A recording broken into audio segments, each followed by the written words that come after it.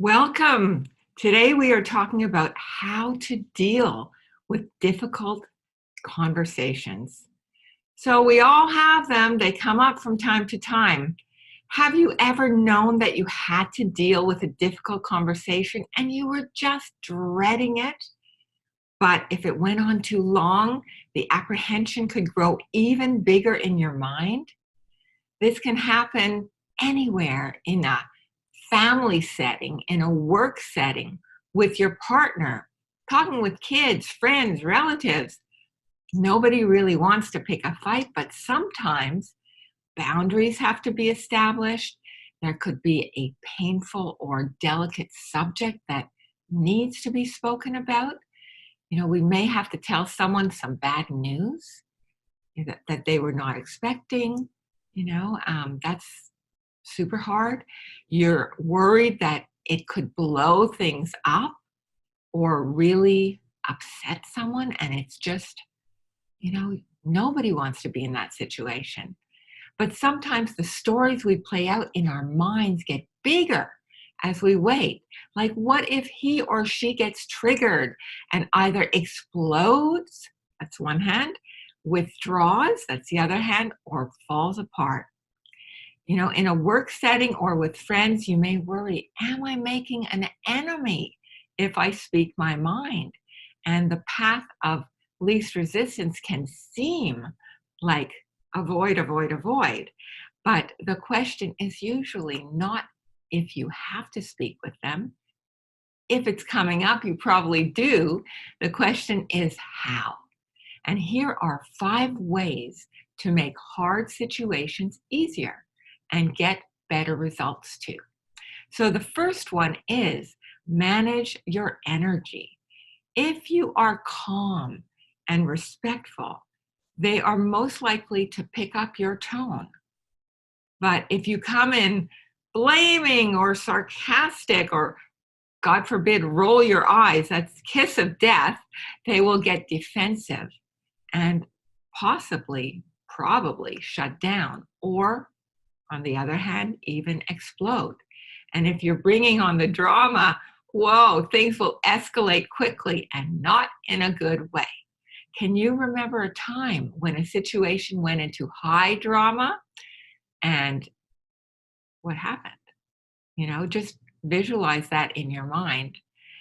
We all have them. And think of another one where the situation, the people, you remained pretty calm. Quite a difference, huh? Number 2, give them a heads up and pre-design the tone. So it's easier if somebody has a sense of what is going to happen. So consider saying, I'd really like to talk about ...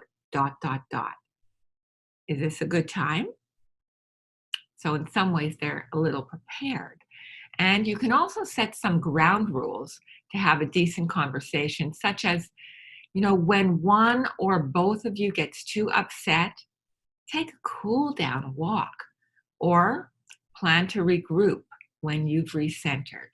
If it gets too heated, best to just walk away and say, let's revisit this, when we're both a little calmer. It's going to go better. And that's the truth. Number 3, practice active listening. Everybody wants to be heard.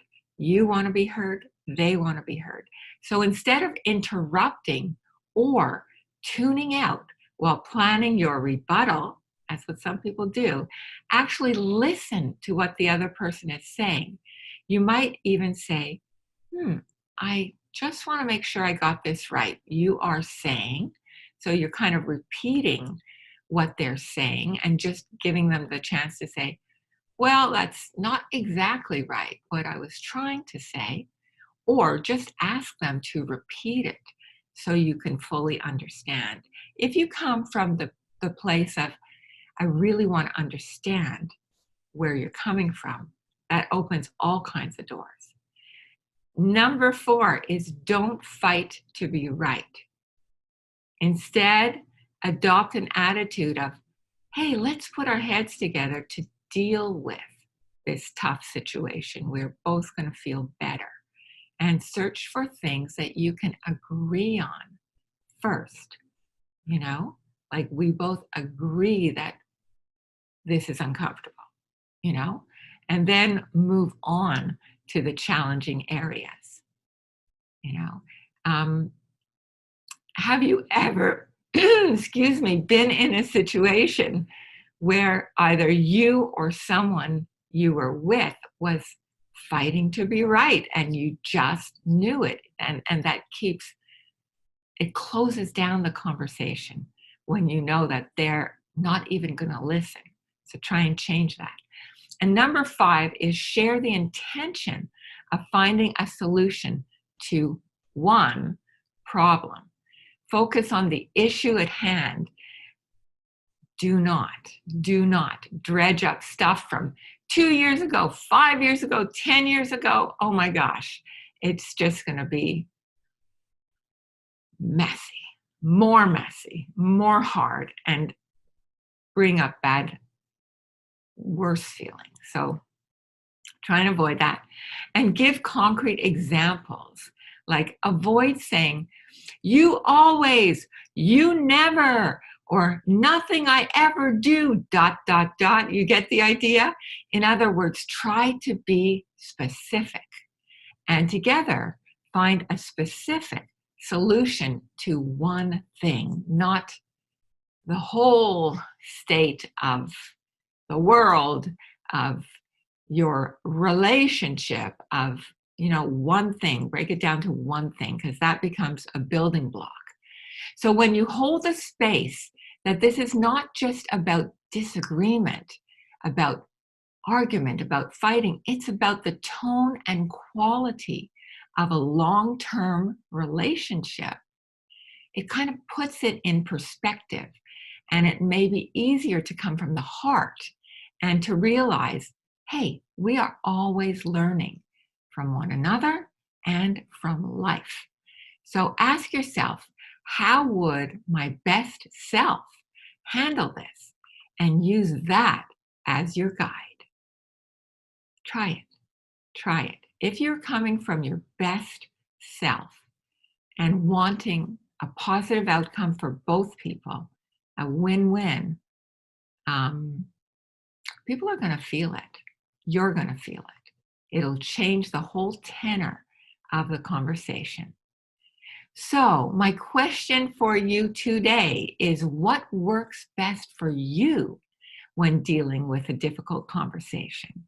And leave your comments below and share that. We all want to know. Everyone has different situations that they have been in, and your words could help somebody else who's dealing with something like that coming up, or right now, right this moment in their lives. So as always, it's so wonderful to be here with you. Take one thing from this and put it into action in the coming week. We talked about managing your energy, the energy you bring into the room. Pre-design the tone of the conversation and give them a heads up. Practice active listening. Be open, listen. Don't fight to be right. That's going to get you, everyone stuck in their positions. And share the intention of finding a solution to one problem. So I'd love to hear how that goes for you. And as always, take care of yourself, be kind to one another, and remember, you have the power to change a life and to change a conversation, when you start from yourself. So sending so much love to you. Have a fabulous week, and I look forward to talking with you next time. Bye for now.